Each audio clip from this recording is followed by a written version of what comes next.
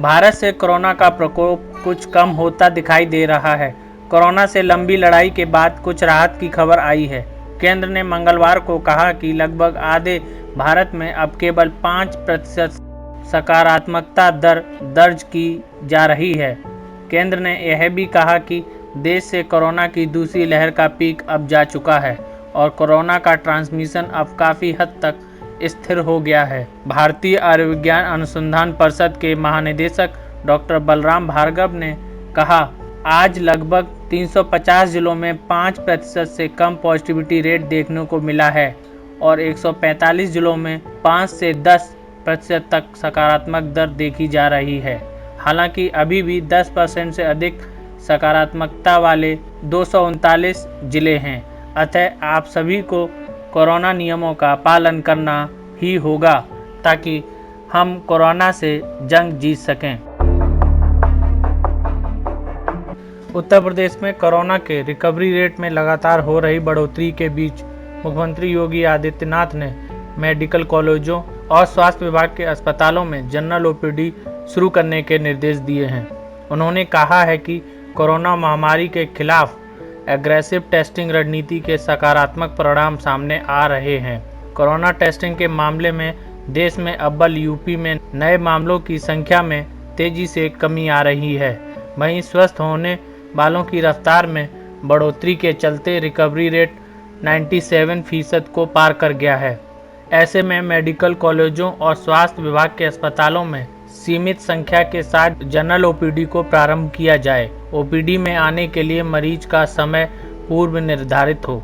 Appointment system अनावश्यक भीड़ को रोकने में कारगर होगा। इमरजेंसी सेवाएं 24 घंटे जारी रखी जाएं।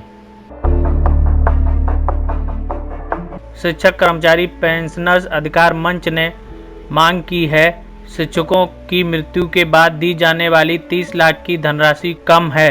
अतः मंच ने सरकार से इसे उच्च न्यायालय प्रयागराज की टिप्पणी और निर्देश के अनुसार कम से कम 1 करोड़ दिए जाने की मांग की है।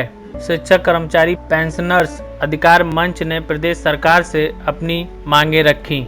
इस मंच द्वारा अनुरोध किया गया है कि चुनाव में लगे कार्मिकों की मृत्यु होने पर अथवा पॉजिटिव होने पर खर्च किए गए धन का भुगतान संबंधित विभाग द्वारा किया जाए। मृतक कार्मिक को कोरोना सैनिक घोषित करते हुए सैनिक सम्मान और उनके परिवार को सुविधाएं दी जाएं। उनके परिवार के एक सदस्य को 3 माह के अंदर शैक्षिक योग्यता के आधार पर नौकरी दी जाए। शैक्षिक योग्यता के अतिरिक्त नियमों को शिथिल किया जाए। चतुर्थ श्रेणी पर उन्हीं कर्मियों को भर्ती किया जाए जो इसकी योग्यता रखते हों। जो कार्मिक सरकार के निर्देशों पर कोरोना महामारी आपदा की ड्यूटी में लगे हैं, वे स्वयं संक्रमित होंगे और घर आकर परिवार भी संक्रमित होगा। अतः अपर जिला अधिकारी स्तर का अधिकारी प्रत्येक जिले में नामित हो जो उनके परिवार को स्वास्थ्य सुविधाएं प्राथमिकता से दिला सके।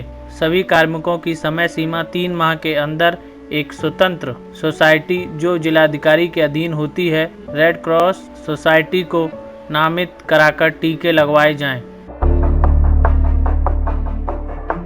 मिनिस्ट्रियल एसोसिएशन स्वास्थ्य विभाग के जिला अध्यक्ष रिजवान अहमद और महामंत्री कुश गुप्ता, उपाध्यक्ष अनिल तिवारी, रश्मि सिंह, शेखर, कोषाध्यक्ष श्रीमती इंदिरा जी तथा अन्य कर्मचारियों ने उपस्थित होकर अपने पूर्व निर्धारित कार्यक्रम के अनुसार मुख्य चिकित्सा अधिकारी डॉक्टर भगवान दास का कोविड-19 योद्धा के रूप में माला पहनाकर और बुके देकर जोरदार स्वागत किया।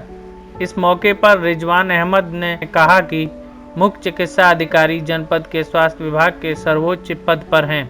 इनके बेहतर प्रबंधन में उच्च अधिकारियों, चिकित्सा अधिकारियों, पैरामेडिकल स्टाफ, वार्ड बॉय, सफाई कर्मचारी के अथक प्रयासों से कोविड-19 केसों में काफ़ी कमी आई है, जिससे इटावा जनपद कोविड कर्फ्यू से बाहर हो सका है। इटावा जनपद का जनमानस आवश्यकता अनुसार चहलकदमी कर रहा है। मजदूर और मजबूर नागरिक के चेहरे पर भी खुशी लौटकर आई है, लेकिन अभी भी मास्क, सैनिटाइजेशन और 2 गज की दूरी का पालन करना होगा, जिससे कि हम आने वाले दिनों में कोविड कर्फ्यू में पुनः वापस न आ जाएं। Indian red cross society Etawah और नारायण ग्रुप ऑफ इंस्टीट्यूशन के द्वारा सैनिटाइजेशन महाअभियान तथा मुख्य चिकित्सा अधिकारी के सहयोग से चलाया जा रहा है। इसी क्रम में बसरेहर ब्लॉक के ग्राम मूंज, नगला, छती, लोहाया कला आदि ग्रामों को सैनिटाइज करते हुए प्राइवेट अस्पताल Radhe Shri mother and child care तथा सामुदायिक स्वास्थ्य केंद्र बसरेहर में बृहद रूप से सैनिटाइजेशन अभियान चलाया गया। इटावा टाइम्स का निवेदन है कि आप सभी नियमों का पालन करें और सुरक्षित रहें।